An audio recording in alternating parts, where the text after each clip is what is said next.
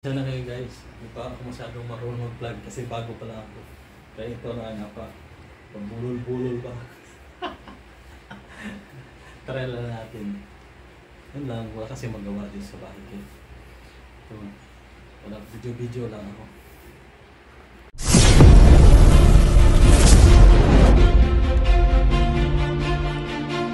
Good morning guys. Nag-order para ako sa Shopee ng tuwalya. Ngayon at dumating na. Tingnan natin kung maganda ba yung quality ng tuwalyang in-order ko. Pero bago natin buksan yan, maliligo muna ako kasi kagising ko lang. Nagsaing pa nga ako eh. Hindi pa luto. Tingnan mo, sinaing. Sayo! Nagsaing pa, hindi pa. Hindi pa siya. Luto. Pero hinaan natin ang ating apoy na natin para hindi siya masunog ating panig. Kung maliligo ako, nagpaano pero kung tubig ko. Kaya mamaya guys, pagkatapos kong maligo, bubuksan natin ang ating in-order na tuwalya sa Shopee kasi dumating na. Nung muna tininan ko nung nakita ko yung tuwalya, maganda siya, lambot daw, dami siya sabi, malambot, ito, ganyan.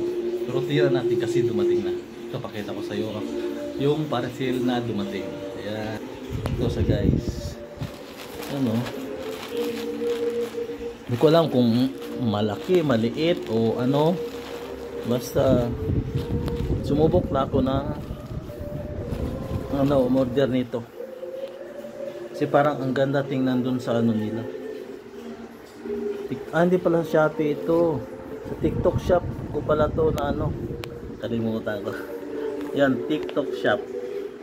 Sa TikTok ko pala to nakita, kaya nung nakita ko parang ang ganda, tsaka malambot daw. Marami silang sinasabi.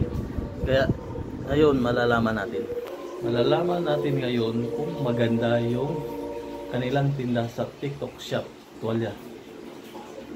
Tingnan natin. Hindi naman lahat ng pero sa in-order ko, malalaman natin na kung maganda ba ang quality ng kanilang panida. Mamaya, buksan natin. Hello guys, buksan na natin ang ating biniling tuwalya sa TikTok shop. Dahil tapos ako maligo at tapos na rin ako kumain. Kaya bubuksan natin to. Ang aking in-order na tuwalya sa TikTok shop. Tingnan natin kung ito ay okay ba o maganda ba siya, kung maganda ba yung quality niya. Ngayon, malalaman natin dahil bubuksan na natin ito. Kita po sa inyo. Yan siya guys. Ang ating binili nating tuwalya sa TikTok shop. Yan, TikTok shop. Mura lang to. Dito siya mahal mo. Basta mura lang to siya. Sinubukan ko lang para malaman ko kung maganda ba talaga itong quality nila, dahil ang dami lang sinasabi na ito maganda raw. Kaya sinubukan kong bumili ng tuwalya sa TikTok dahil ang dami lang sinasabi okay daw siya. So, subuksan natin ang aking camera. Ayan. Subuksan na natin guys. Ayos. Buksan na natin ha. Mura lang to. Kaya ito na sa guys. Taran! Ito ang tuwalyang nabili ko sa TikTok shop. Kaya laki niya.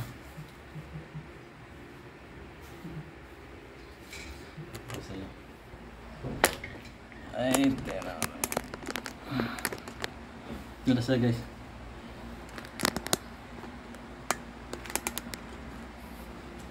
Ito guys. Ito ang nabili ko. Yung amoy. Yung amoy niya. Kailangan labahan. Malaki siya. Malaki siya. Malaki siya guys. Malaki siya. Tama lang din, no? Malaki siya. Ito, nga lang medyo manipis siya. Oo, okay lang. Okay lang sa ganyan. Malambot. Oo nga, tama siya sabi na malambot. Medyo ano nga lang, medyo manipis. Pero okay na. Kasi yung price niya, tamang-tama lang naman yung price niya. Affordable. Ayoko sabihin yung price. Kasi tama lang. Marami makikita nyo pag manood kayo ng TikTok. Titinda. Ito, marami itong advertise. Kasi siya, para sa akin na, okay. Pero gusto mo talagang maganda, maigi na, bumili kayo sa mga malls. Talagang doon nyo talagang makikita yung magandang quality. Saka bago kayo bumili, talagang mahipon nyo. Pero para sa akin ha, ito okay na rin siya. Yun lang. Ano siya? It's a good. Wala sa tulok mo, baka ng dagat. Pwede. Oh, okay, di ba? Kaya para sa akin, okay na siya. O nga pala dun sa mga bagong nag-subscribe sa YouTube channel ko, maraming salamat. At sana manood pa kayo sa mga susunod kong mga video sa John Gomez Vlog. Maraming salamat.